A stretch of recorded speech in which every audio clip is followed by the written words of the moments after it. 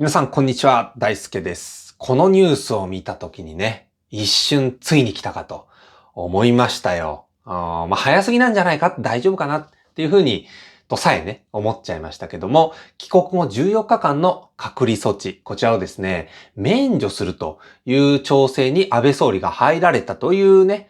こういった報道がなされました。皆さん知っての通りなんですけど、イギリスなどね、はじめとしまして、いくつかの国に関してはすでにね、日本パスポートで観光客として入国自体はね、できるような状況に少しずつなってきているというのが昨今の状況だと思います。しかしながら、日本に帰国した際に2週間の自主隔離措置、こちらあるのはね、周知の事実ということで、こんな状況ではね、結局のところ特別な事情が本当に持たれている方でない限りは、誰もね、海外に行こうとは思いませんよね。これね、日本国民全員に対して、漏れなくね、この条件が課されるというわけですんでね。で、これがね、こんなに早くも撤廃されるのかと、一瞬目を疑ってしまいましたが、このニュースは、よくね、この先読み進めていく必要があるわけなんですよ。というのも、この帰国後14日間の隔離措置、こちらを免除調整するっていう対象は、安倍総理ご本人の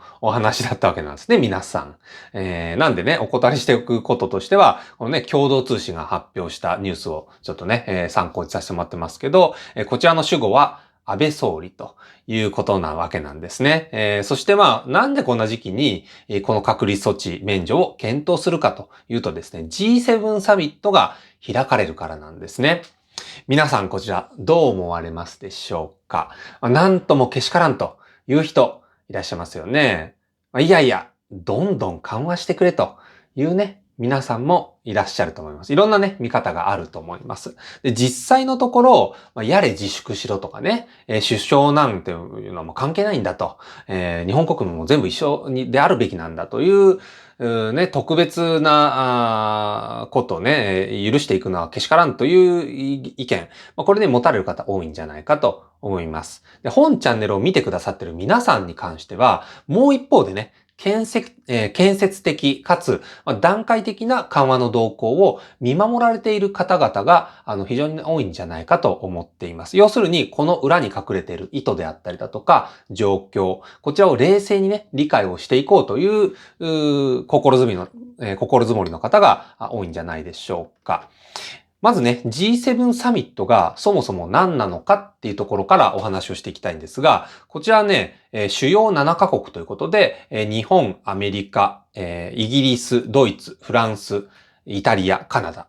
こちらですね、7カ国首脳が毎年集まって行う国際会議という、こういう位置づけなんですよね。世界経済から安全保障、あとはね、気候変動だとか、国際的な課題ですね。幅広く集中的に意見を交わすと、そういった会なんですね。原則として7カ国がね、持ち回りで開催をしているということで、今年2020年に関しては、アメリカが議長国になるということなんですね。なので、安倍首相をはじめとして各国の首脳がアメリカに出向いて足を運んで開催する。そういった図式になっているわけなんですよ。で、そこに来てね、自主隔離措置がある日本というわけなんで、安倍総理としてはね、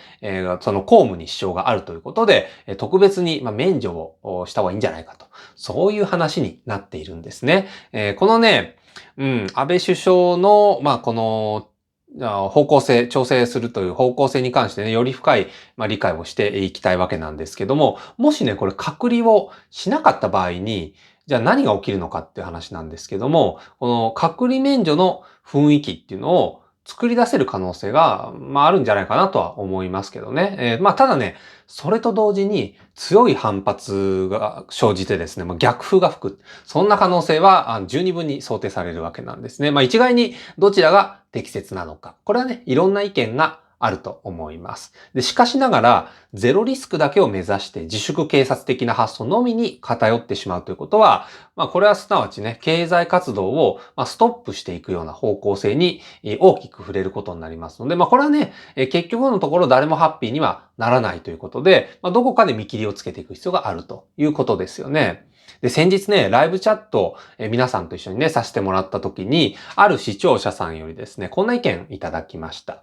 国民と政府の感覚が、ずれてるんじゃないか。っていうような指摘だったんですね。で、僕もね、この考え方、おおむね同感ということなんですけども、一点付け加えるとしたら、この国民と政府の間にですね、マスコミという存在があるという点ですね。うん。で、このマスコミの報道にはね、彼らの収益性の観点から、段階的にね、このフェーズ、この報道のフェーズっていうのが、段階的にあるものというふうに推測をしています。これはあくまでも僕の意見ということなんですけども、例えばね、テレビニュース、こちらの収入、収益源、これ皆さんどこだと思われますでしょうかね。うん。そうですよね。広告費ですよね。この広告単価、こちらを高くするためには何をすればいいかというと、視聴率を取り続けていくというね、こういう必要があるわけなんですよ。ではね、この視聴率を高く維持していくためには、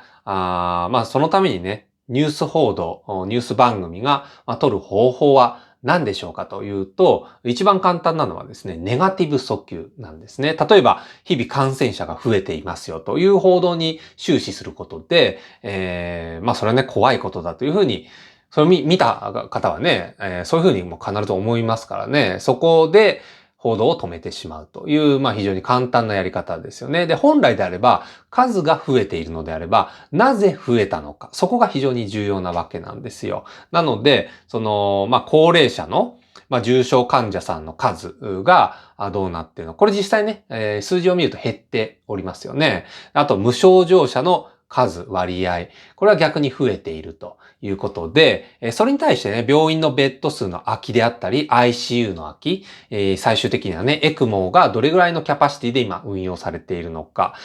こういったところの把握そのものが医療崩壊リスクに対して必要なパラメータであるということは、ここにいるね、皆さん、よくご理解されているんじゃないかと思います。ただし、マスコミの報道っていうのはね、そう簡単にはこれらのディテールを強調して報道するってことには、至っていないわけなんですね。繰り返し、日々の感染者数を掲示して深刻さを訴求する。そこにね、留まっている。今のフェーズは、そういったネガティブ訴求をされる。そういったフェーズなんじゃないかと思います。とりあえずね、これやっとけば、まず炎上することはないですよね。不安を煽るというと聞こえは悪いですけども、リスクをね、視聴者さんに取ってもらわないように、ステイホームと極力自粛してください。ということをね、訴求すること自体は、ある意味、理にかなってますからね。広告収益の単価という意味でも理にかなってますので、僕自身もね、報道関係の会社をもし自分で経営していたとしたら、この方針にね、おおむね異論はありません。ただね、ちなみに、このこのチャンネルに関しては、僕別にビジネスでやってるわけじゃないので、これはね、僕が思ったことを発信するということで、皆さんご安心いただければと思います。ただしね、長期的に見ますと、皆さんどうなると思いますでしょうか？このね、不安を煽りすぎた先にあるものは何なのかということなんですけども、結局ね、不安を煽りすぎると、企業の収益が落ちますよね。それはそうですよね。お客さんがどんどん少なくなるわけですから、場合によっては倒産する企業も多く出てくるということで、特に観光業、こちらね、壊滅的な状況になっているというわけなんですね。で、そうなってくると、マスコミに向けてコマーシャル費用をね、支払っていた企業の予算枠、これは縮小されていくことになるわけなんですね。長期目線では。なので、マスコミ業界の売り上げに関しても、長期では影響を及ぼすってことになっていくんだと思いますよ、これは。ですので、このネガティブ訴求にですね、どこかで限界が出てくるタイミングっていうのが来るんじゃないか。これがね、僕の所感なんですね。なんで、これがいつなのかってことが重要なんですけど、これを見極めるための一つのね、見方としてですね、例えばテレビの報道番組であったりだとか、あと、ヤフトピの、とかね、ヤフートピックスなんかで、高齢者の重症者数の割合が出たりだとか、無症状者数のね、割合が強調されたりとかね、こういった細かい情報が、特にね、強調されて語られる機会が多くなってくる転換期。これがね、どこかで起こってきても全くおかしくないんじゃないかなというふうに思いますよね。うん。ではそろそろまとめて参りましょう。ちょっとこのまとめには私の意見も混じっているんで、賛否両論あるかと思いますけどね。まずは、8月末から9月上旬で調整されているアメリカで、のですね、G7 サミット、こちら開かれますよといういうお話ですね。それに